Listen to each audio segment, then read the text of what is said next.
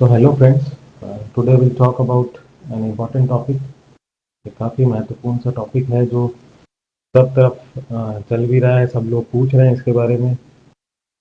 First of all I will introduce my self. I am doctor Mayank Sharma. मैं एक नेत्र विशेषज्ञ हूँ। Eye surgeon from eye hospital, ASG I hospitals, Jodhpur से मैं बिलोंग करता हूँ। And we're gonna talk about a little bit of introduction I'll give about the disease, and then we'll take few questions from you. जैसा कि हम सब देख रहे हैं, आजकल काफ़ी केसेस हैं न्यूज़ में, मीडिया में, हर तरफ ब्लैक फंगस के बारे में तरह तरह की रिपोर्ट्स आती हैं, केसेस आते हैं। डिफरेंट हॉस्पिटल से, इंस्टीट्यूट से भी हम लोगों को अपडेट्स मिलती रहती हैं कि रोज़ कितने केसेस आ रहे हैं, कैसे उनको मैनेज किया गया। बीच में दवाइयों की समस्या के बारे में भी बात की जा रही थी। सब लोग जान गए हैं इसके बारे में कि एम्फोटेरेसिन बी ही इसकी दवा है, इंजेक्शन है जो मिल नहीं रहा है।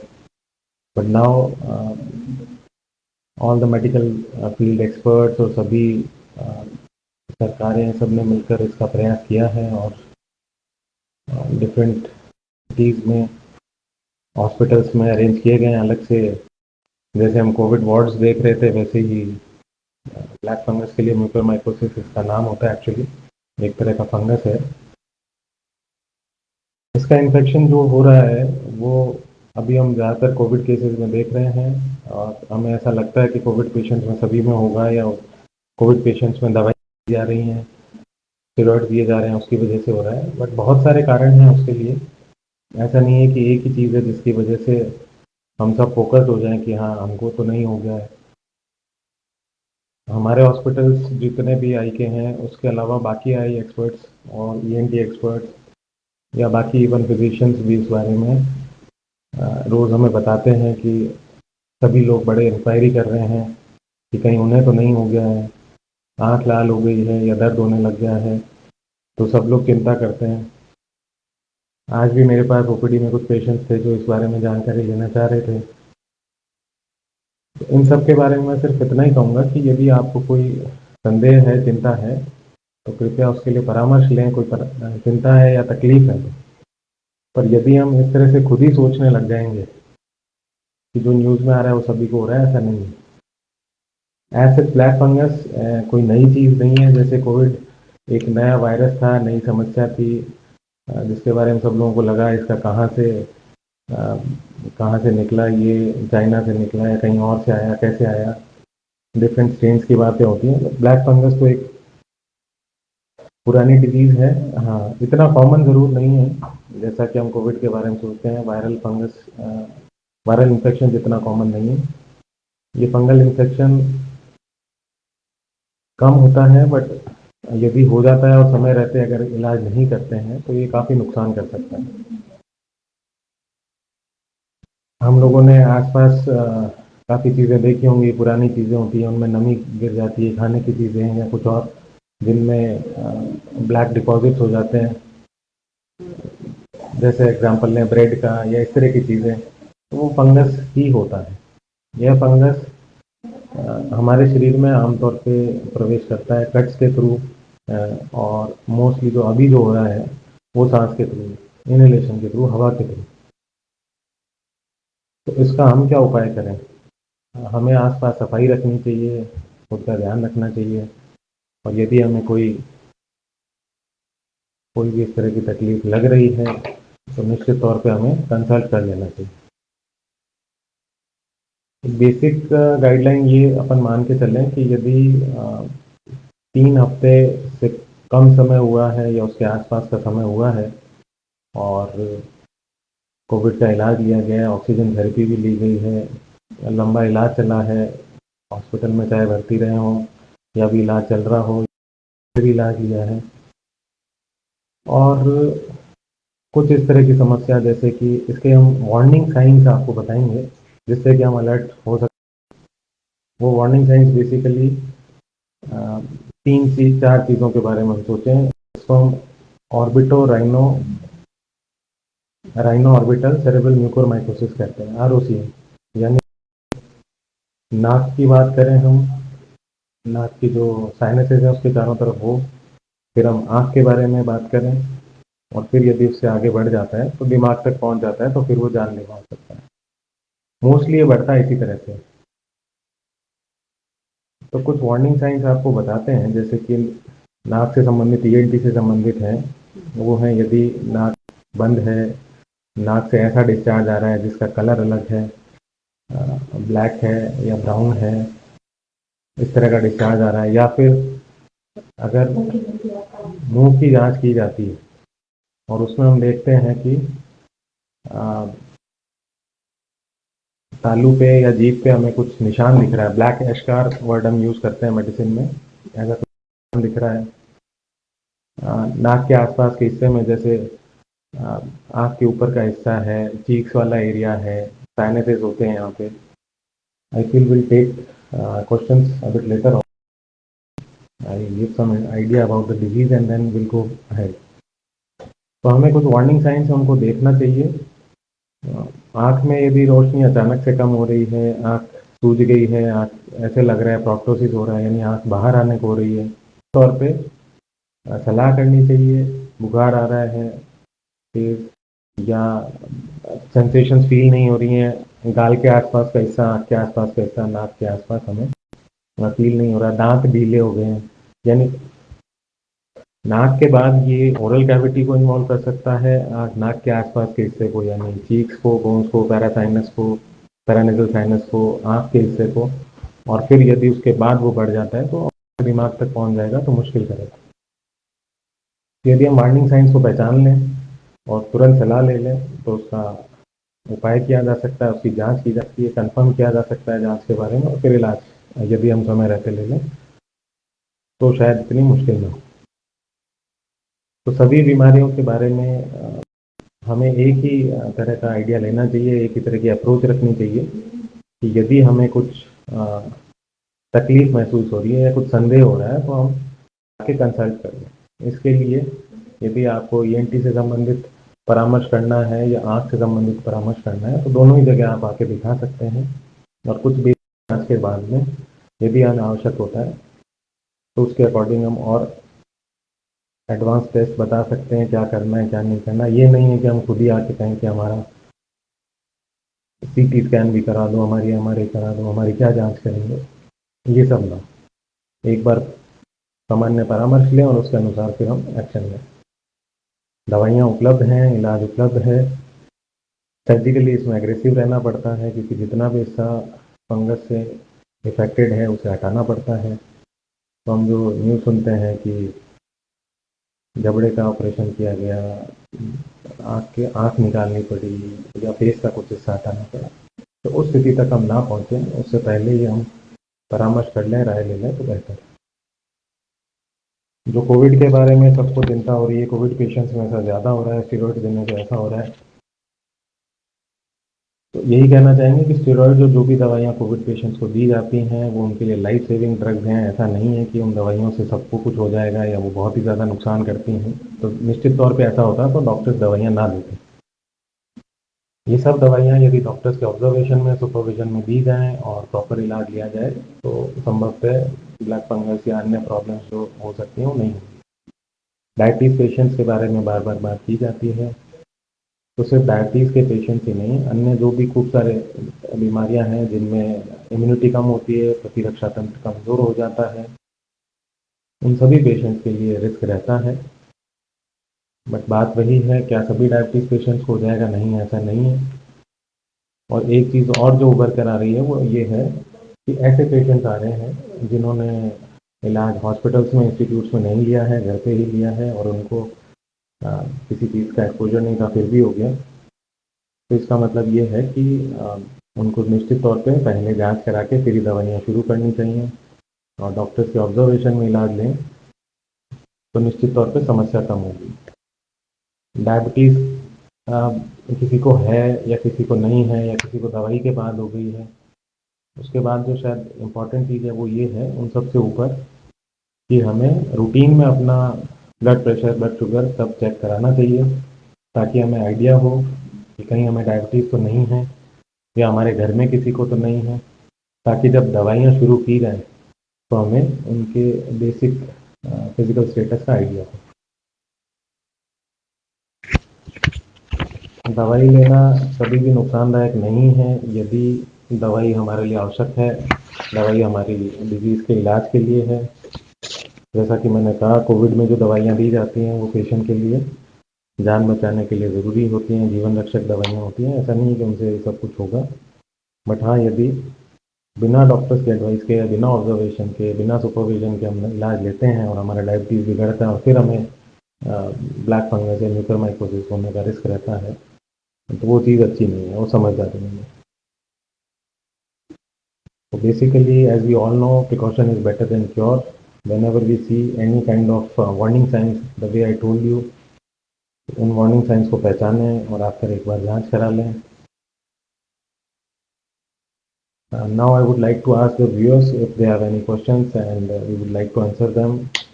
अंत में बस यही इतना ही कहना चाहेंगे कि ये डिजीजेज, ये जो प्रॉब्लम्स नई नई आ रही हैं, अभी हम सब लोग कोविड का सामना कर रहे थे और ये ब्लैक फंगस की प्रॉब्लम आ रही है, तो ये चुनौतियाँ ज़रूर हैं, बट यदि इनके बारे में अच्छी एजुकेशन लें, अच्छी जानकारी लें और प्रॉपर इलाज राय ले लें तो हम इनको समय रहते मैनेज कर सकते हैं।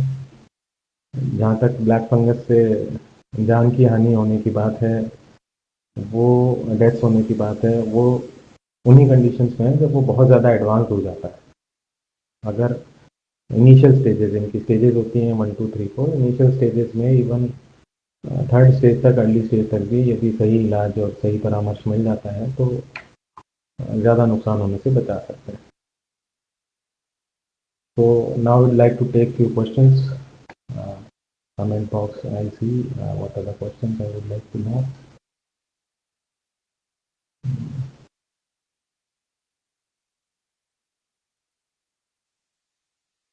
Dr. Archana has asked why diabetes are more prone to getting black fungus. So I would like to tell you that it's not only diabetics, it's basically those who have uncontrolled diabetes. It's not only a basic diabetes. A diabetic patient, ऐसे diabetes के मरीज जो अपना ध्यान रखते हैं, समय रहते दवाई लेते हैं और डॉक्टर्स के सुपरविजन में उनका इलाज प्रॉपर चल रहा है, राय प्रॉपर है, तो ऐसा नहीं है कि उन सबको ब्लैक फंगस इन्फेक्शन हो जाएगा। Diabetes as such very very common disease, India में और throughout world one of the most common diseases हैं। बट हाँ, डायबिटीज़ यदि अनकंट्रोल्ड है या फिर हमें पता ही नहीं कि हमें डायबिटीज़ थी और डायबिटीज़ के बारे में जानकारी नहीं थी, फिर हमने कुछ दवाइयाँ ली, फिर वो और शुगर बॉडी में बढ़ जाती है, तो that is not a good thing. तो diabetics and those uncontrolled diabetics and those patients whose immunity is very less, जिनकी प्रतिरक्षा तंत्र कमज़ोर है, उन लोगों के लिए बहुत ज़रूरी है कि वो ध्यान रखें। उनको ब्लैक फंगस का डेफिनेटली रिस्क रहता है।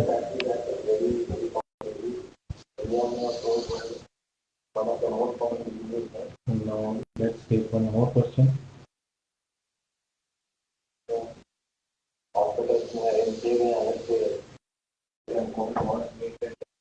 Mr. D.K. Tiwari has asked what is the major difference between black fungus, white fungus. So I would like to tell you, like this is just the way of coloration, the discoloration. जो colour एक change सा हमें दिखता है fungus के infection होने के बाद, चाहे ब्लैक की बात करें, वाइट की बात करें, येलो की बात करें, ये फंगस के ही डिफरेंट टाइप्स हैं। और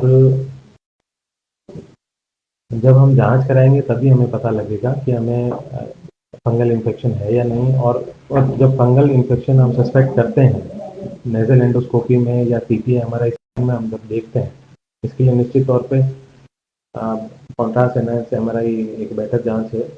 उसमें यदि हमें सस्पिशन होता है कि हाँ फंगल इन्फेक्शन है, तो उस फंगस की स्क्रैपिंग लेकर, उसकी बायोप्सी लेकर उसको जांच के लिए भेजा जाता है और जो डिफरेंट टाइप्स हैं फंगस के वो पता लगते हैं एंड अकॉर्डिंगली हम दवा शुरू करते हैं।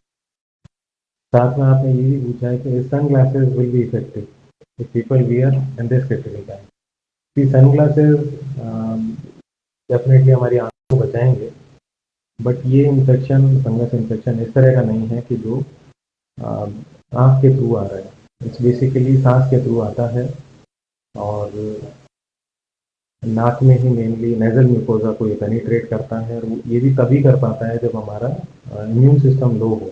तो इम्यून सिस्टम हमारा कई कंडीशंस में लो होता है, जिसमें कि अभी कोविड भी है। COVID itself is something which will lead to decrease immunity. The treatment definitely controls the immune system को सप्रेस करता है। हमारा जो बहुत सीवियर इन्फ्लेमेटरी रिएक्शन आता है वायरस की वजह से, न्यूमोनाइटिस यानी जो श्वसन तंत्र को यानी लंग्स को अफेक्ट करता है, उसके लिए डिफरेंट इम्यूनोसप्रेसिव ड्रग्स दी जाती हैं। तो ऐसे में हम लोग एक्सपोज हो जाते हैं, फंगल इन्फेक्शन का चांस रहता है। दूसरी एक बहुत इंपॉर्टेंट चीज़ जो शायद मैं बताना चाहूँगा वो ये है कि जो ह्यूमिडिफायर्स यूज़ किए जाते हैं ऑक्सीजनेशन थेरेपी के समय पेशेंट को जो ऑक्सीजन दी जाती है, तो वो ह्यूमिडिफायर्स उनकी ट्यूबिंग से भी साफ ना की जाए, उनको समय से टाइम टाइम से चेंज ना किया जाए। उसमें जो हमें फ्लूइड रखना होता है, वो फ्लूइड हमेशा स्टेराइल वाटर ही होना चाहिए, टैप वाटर नहीं होना चाहिए। और डेली वो पानी हमें चेंज करना चाहिए। उसमें एक लेवल होता है, उस लेवल तक ही पानी को रखना चाहिए, उससे ज़्यादा नहीं बढ़ना चाहिए। तो ये कुछ चीज़ें हैं जो हमें फंगल इन्फेक्शन को एक्सपोज करती हैं। हमें अपने खुद की बॉडी की क्लीनिंग का ध्यान रखना चाहिए, और हमें अगर कोई भी अर्ली वार्निंग साइन लग रहा है तो हमें कंसल्ट करना चाहिए। तो basic things if we take care of, we shouldn't let it increase, इसको बढ़ने नहीं देना चाहिए, और समय रहते इलाज के द्वारा हम इसको कंट्रोल कर सकते हैं। I will take the next question, it's from Nisha Chandwani. He has asked, I recently recovered from COVID and was given steroid treatment. Should I be scared from that? I would tell you, you should not get scared of black fungus. In fact, no one should be scared of black fungus. The only thing is that you should keep your proper hygiene maintained. You should take care of yourself. Your parameters should be normal. And Covid के लिए जो physician को consult करते हैं उनसे तो राय लेते ही हैं।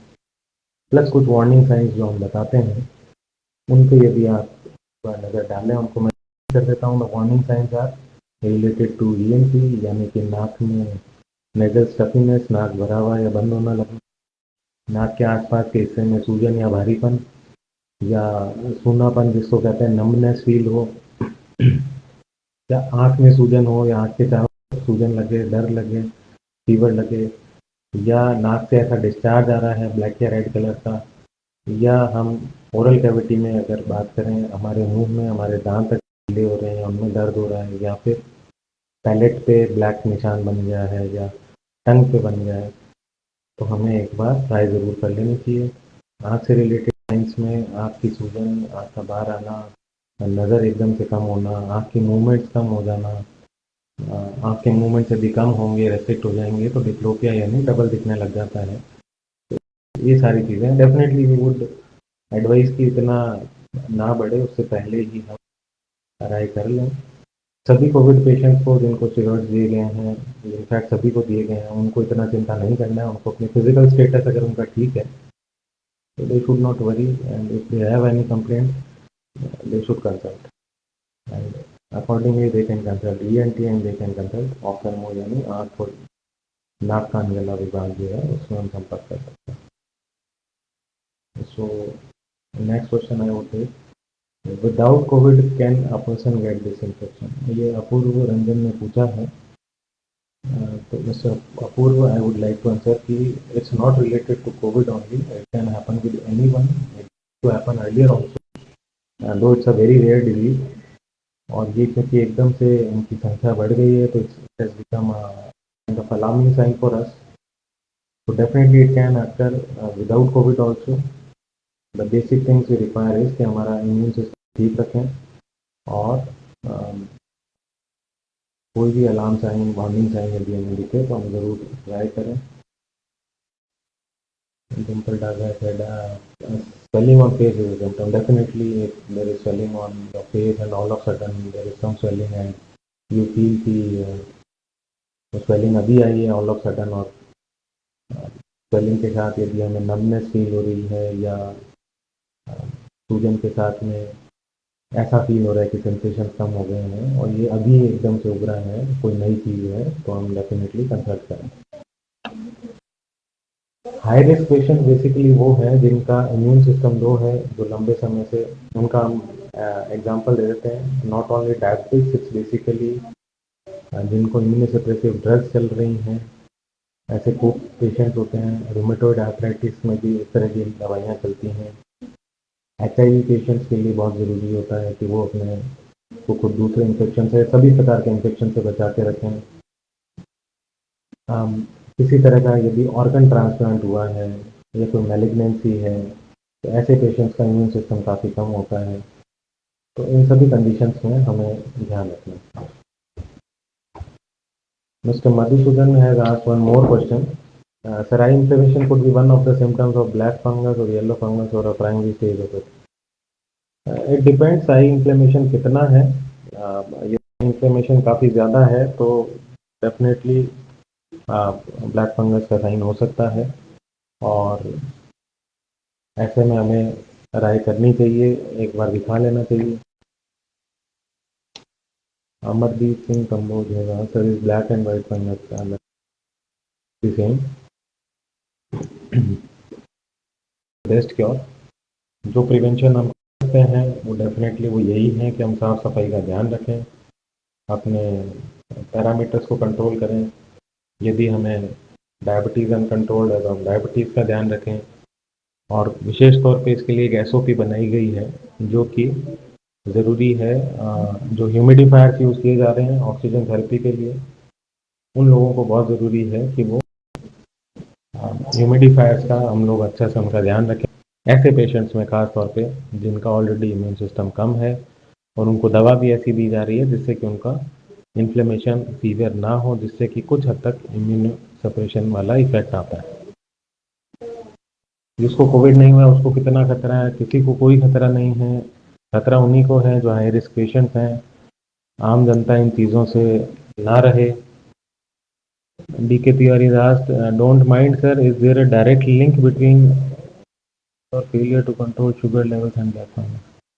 No, you should not think that way. See, if we talk of all the diabetic patients, there are so many diabetic patients in the world. So failure to control sugar levels will definitely do a lot of other things also other than black fungus. So you should not be concerned only about black fungus. यदि हमारा sugar control नहीं है तो एक तो धीरे धीरे वो बहुत से ऑर्गन्स को इफेक्ट करता है, जिसमें आई भी है, किडनी भी है, नर्वस सिस्टम भी है, and so many other things. और यदि एकदम से अनियंत्रित हो जाता है ब्लड शुगर, बहुत ज़्यादा हाई, एक्यूटली हाई हो जाता है, तो कीटोएसिडोसिस और कोमा में हम जा सकते हैं, जो कि जान के लिए भी खतरा है। हमारे हृदय को भी, यानी हार्ट को भी ये डायबिटीज़ काफ़ी असर डालती है, बुरा असर। तो डायबिटीज़ तो कंट्रोल करना ही है, एंड डायबिटीज़ अनकंट्रोल्ड है तो डेफिनेटली ब्लैक फंगस का जो रिस्क है वो थोड़ा बढ़ जाता है। मास्क लगाने पर बचा जा सकता है क्या? Definitely a person who is having low immunity, आपने देखा होगा ऑर्गन ट्रांसप्लांट के पेशेंट्स, रूटीन में हम मास्क उन्हीं को देखा करते थे लगाते हुए। उनको यही बताया जाता था कि आप मास्क लगा के रखिए, साफ सफाई का ध्यान रखिए, ताकि आपको सेकेंड इन्फेक्शन ना हो जाए, क्योंकि उनको कुछ ऐसी दवाइयाँ दी जाती थी जिससे कि इम्यूनोसप्रेशन रखते थे, यानी बॉडी का जो प्रतिरक्षा तंत्र है वो थोड़ा लो लेवल पे रहता था, और ऐसी दवाइयों की वजह से वो देवर एक्सपोज कि उनको दूसरा इन्फेक्शन ना हो जाए। तो उन्हें साफ सफाई का और मास्क लगाने का ध्यान ज़रूर कहते थे। समय समय पे उनकी दूसरी जांचें भी करते रहते थे ताकि उन्हें कोई नया इन्फेक्शन ना हो जाए। Pramod Chaudhary is epistaxis is a symptom of fungal infection. See, epistaxis is something which happens in so many conditions. So this is not the only symptom of fungal infection, but definitely as someone जो high risk patients हैं और जो इस high risk category में आते हैं, उनमें यदि एपिस्टेक्सिस हो रहा है और उनमें एक दो साइंस दूसरे हैं तो उनको जांच जरूर करानी चाहिए। तो एपिस्टेक्सिस कैन बी, यानी कि नाक से ब्लड आना, ये बहुत सारे कारण होते हैं। उनमें सबसे कॉमन जो कारण है वो बच्चों में तो होता है, वो अपने नाक में उंगली डाल के नाखून से इंजरी कर लेते हैं, और बड़े लोगों में जो मोस्ट कॉमन कॉज है वो है ब्लड प्रेशर का हाई होना। तो यदि एपिस्टेक्सिस हो रहा है तो डेफिनेटली आपके फिजिशियन पहले इन दो चीज़ों के भी जिनको दी जा रही है उनकी ट्यूबिंग्स का, उनकी साफ सफाई का ध्यान रखें, पानी समय समय पर बदलें, और पानी हमेशा स्टेराइल वाटर यूज़ करें। ऐसा नहीं है कि नल से भर लिया और उसको डाल दिया। हाइजीन का यानी साफ सफाई का खुद की भी और अपने चारों तरफ ध्यान रखें सफाई का। मास्क का यूज़ करें। और एक नई चीज़ जो अभी आ रही है, बीटाडीन गार्गल्स। बीटाडीन गार्गल्स को अच्छा माना जाता है, सिर्फ फंगस के लिए नहीं, दूसरे भी जो इन्फेक्शन हैं तो वो यदि हम करते हैं दिन में एक बार रात को सोने से पहले कर लें तो भी काफ़ी। और यदि डॉक्टर्स को उचित लगता है तो जो हाई रिस्क पेशेंट्स हैं उनमें कुछ दवाइयाँ हैं जिनका प्रयोग किया जा सकता है और उनको डिजीज़ को बढ़ने से और ब्लैक फंगस का इन्फेक्शन बढ़ने से रोका जा सकता है। Vijayaraj Dave's treatment is available in ASG hospitals. I would like to tell you the treatment for this disease is basically a multi-system approach. यानी कि ENT के डॉक्टर्स, आई के डॉक्टर्स और न्यूरो के डॉक्टर्स, इन सब की एक कंबाइंड अप्रोच रहती है। डेफिनेटली किस समय क्या ज़रूरत पड़ेगा वो हम चेकअप पे बता सकते हैं। सर्जन्स अपना काम करते हैं, फिजिशियंस की भी आवश्यकता है और जांच के लिए डेफिनेटली माइक्रो बायोलॉजी और इन सब की सुविधाएं बहुत ज़रूरी हैं। पैथोलॉजी के रेडियोलॉजिकल यानी कि हमें टेस्ट कराना पड़ता है, हमारा ये सीटी कराना पड़ता है। तो एक कंबाइंड अप्रोच है, मल्टी सिस्टम अप्रोच। तो हम ट्रीटमेंट के बारे में ना सोचें, हम जांच के बारे में सोचें और यदि हमें है कुछ समस्या तो जांच पे निश्चित तौर पे इनिशियल स्टेज पे पता लग जाएगा और अकॉर्डिंगली ट्रीटमेंट ले लेंगे तो हम उस डिजीज़ को बढ़ने से रोकेंगे और खुद का नुकसान बचाएंगे। It's a good question. Mavi Rajpurohit has asked, sir, is these fungus infection contagious or not? I would like to tell you it's not that contagious the way we think of COVID. It's basically important कि जिनका immunity level कम है, जो high risk patients हैं वो ध्यान रखें, उनको ये ना हो। Doctor Anand Joshi mister Anand Joshi has asked, is there any particular test through which black fungus can be diagnosed or on primary early stage? Definitely there is a particular test and that will definitely depend कि आपके doctor ही आपको suggest करेंगे। यदि हमें ज़रूरी होगा तो first checkup हम डेफिनेटली ईएनटी चेकअप करेंगे। ओरल कैविटी और जो नाक है, नेजल कैविटी, उसके एग्जामिनेशन और साइनसेस के लिए यदि ज़रूरी है स्कैन, और कोई भी अगर वार्निंग साइंस लगेगा तो एंडोस्कोपी करके देखेंगे, नेजल एंडोस्कोपी। मिस्टर बिया चौधरी आज, घर में सभी मेंबर्स को कोविड हो गया है तो सभी रिस्की हैं या कोई फैक्टर इफेक्ट करेगा? Age, sugar? नहीं, सबको रिस्क नहीं है। आपको समझना होगा ये इतना कॉमन इन्फेक्शन नहीं है, कंटेजियस नहीं है। हाई रिस्क पेशेंट्स, वापस बता देते हैं आपको, हाई रिस्क पेशेंट्स वो हैं जिनका इम्यूनिटी प्रतिरोधक कम है। वो लोग हैं जिनको डायबिटीज़ अनकंट्रोल्ड है या जो स्टेरॉइड्स या इम्यूनोसप्रेसिव ड्रग्स पे हैं, ऐसी बीमारी है रूमेटॉइड से रिलेटेड हैं, इम्यून सिस्टम जिनका कमज़ोर होता है, कैंसर पेशेंट्स हैं, मैलिग्नेंसी जिनको कोई रही है या जिनको ऑर्गन ट्रांसप्लांट हुआ है। Mister Suchendra Singh ji, I feel I had answered your question. Is there any question? Mister Suchendra Singh ji has asked what are the medications for all the three fungus? See, there are medications. Amphotericin B is a drug of choice. Liposomal drug आती है इसकी और ये injections के through the जाती है और इसको थोड़ा सा लंबे समय देना पड़ता है। यदि हम कंट्रोल कर लेते हैं इन्फेक्शन को तो बाद धीरे धीरे दवा कम की जाती है और उसके बाद ओरल टैबलेट्स हैं, प्रोनाजोल, आइबुप्रोनाजोल, उस पर हम शिफ्ट कर देते हैं। उसे निश्चित तौर पे 2-3 महीना और कंटिन्यू करना पड़ता है according to the progress. So there are definitely medications available. There is a proper flow chart. Now the medications I feel are available easily. You should not worry about medications also. It's basically a general awareness for everyone कि हम जो भी हमें problem लग रही है हम जाके अपनी जांच करा लें, इसके बारे में जानकारी ले लें और ना तो खुद पैनिक हो ना पैनिक को पढ़ने दें। So thanks a lot, thanks everyone, and we'll meet you soon. Okay, take care, bye bye, have a great day, bye.